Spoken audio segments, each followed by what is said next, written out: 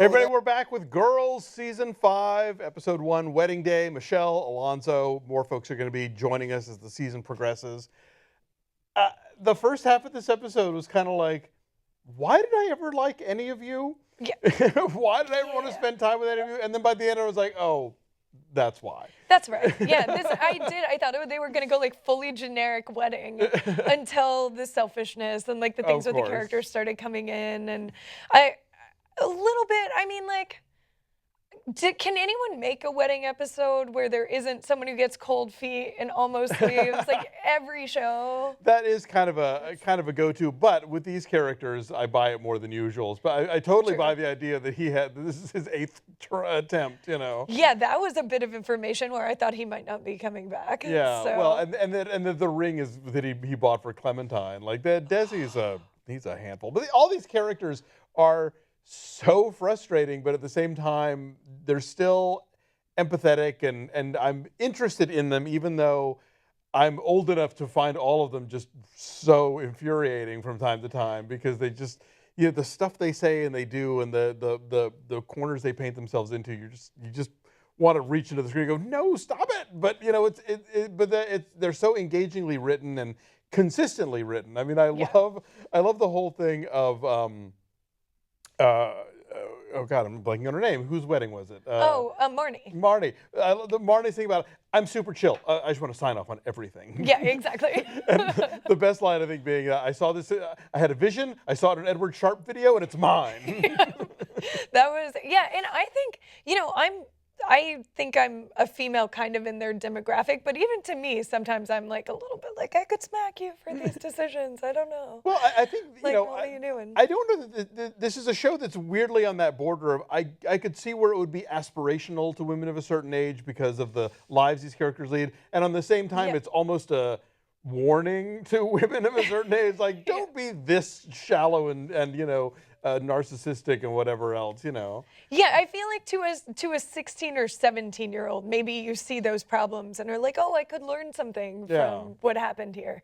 Probably once you're in your like 20s or already at college, it might be too late. Could be. It might be. I thought, I think my favorite scene was that conversation between Hannah's new boyfriend and Adam Driver. Oh, yeah. Could we have a complete sentence, please? Oh my God, it was so funny though. I just got that awkwardness, and I've watched that happen. Oh, totally. Like I've been in. And you know, since I'm old and deaf, I watched the show with the titles on, and that was an even funnier conversation, I think, with that, just because all the you know, all the false starts, you know. Yeah. Jake Lacy occupies this interesting space in the culture right now, where he's sort of like he's the ambassador from normcore in these projects where they're sort of like complicated or you know, bohemians, you know, like he's the love interest in Obvious Child, he's the love interest for Olivia Wilde's character in Love the Coopers, and on this show,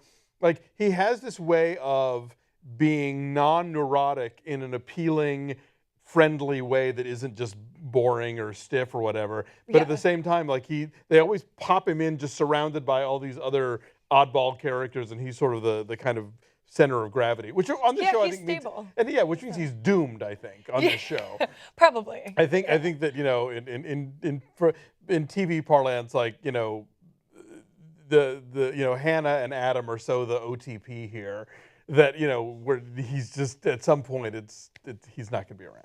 But now that Adam is involved with Jess, like, where that will go, I mean, that seems like that's going to get dramatic. Yeah, and the idea of Jess being a therapist, it's like, oh, wow, physician heal thyself, you know? Yeah, it's a lot of crazy feeding crazy with the two of them. Totally. I feel like that relationship could just end up with two people high out of their minds, stuck in some like hotel room in some foreign country and with not a lot of coming guns. Back. Yeah, exactly. Like, it could just go so wrong, or maybe they're the kind of crazy that balances each other out. I don't know. I love that Ray is sort of, again, one of the relatively mature characters here. But even in trying to be sort of helpful and magnanimous, he's also being kind of selfish and, you know, looking out for his own interests, you know. Oh, yeah. Yeah, I mean, he basically tried to get him to run away, and it happened to have the opposite effect, but that was pure coincidence. Yeah, exactly. He accidentally fixes things that he would have just as soon see remain broken, you know. Yeah. Oh. Yeah, I'm totally on board with you. I think he's a great, what is that actor's name? Alex Karpowski. Alex Karpowski. Yeah, I think he's such a great, stable character. And you totally buy why she'd be interested in him. I think he's like kind of a Jim. A little bit. He is, yeah. I mean, but again, he's not Fran. Like he's got his own mess. He's a little bit older. He's a little bit wiser than the main folks. And so neurotic on times. Totally, yeah. But nonetheless, you know, this is the guy who went out and yelled at people honking their horns in the middle of traffic. You know, so I always liked him and Shoshana together. Like I actually kind of missed that. They were a great couple, totally. And you know, it's funny that in the previously on they trotted out Colin Hanks. Yeah. And I'm wondering if he's back this season, if that's going to be a thing. But I. Post-Japan show should not disappoint. Oh no, not at all. Oh my God, that hair and like everything. She was so she's still with Jason Ritter, right? Is that what Jason Ritter? Sorry, not Colin Hanks. Yeah. You knew. Oh yeah, totally. Yeah. I guess, yeah, that's the thing. I was like, he didn't actually turn up in the episode, but the implication, I guess, is they're still giving that a shot. Yeah, is she? So she's come back though. Did I? She's back. She's at least back. She's at least back for the wedding. I don't know that she's back for good. You know, I think she's going to go back and compete on that folding game show for Japanese television. You know. Oh my God, I would love to watch it. And I'd love to see her in Japan. Go to Japan. Take her to Japan. I want to, because she's so loud, and the Japanese culture is like. Oh, that's true. Yeah. So quiet. I just like. She could looks-wise fit in, but her personality is so... And she would keep talking and say the things, and da-da-da, and everybody else would just sort of... Yeah. Whoa. I would love a one-off of Shoshin Japan, for sure. Okay. Culture clash. So are you, I mean, this is the first time that we've had you on these recaps. Is this a show that do you like it? Do you hate watch it? Do you go back and forth? I wouldn't say, I enjoy the show. I have watched it from the beginning. There are episodes in season arcs where I get more involved, and then sometimes there was a series of cheating season where it was kind of like, okay, I'm getting a little bored, like with these storylines. I think it's well written. I think I love any show that's female written, female characters, and I support it fully for that reason. Sure. And then, you know, it's just some of those things are like how I would view women differently than someone who's writing that show. They're characters who, they put themselves in a lot of frustrating situations. So for me as a woman, sometimes I get a little bit like annoyed by them. Yeah, exactly. I'm like, oh my God, how many bad decisions in a row can you make?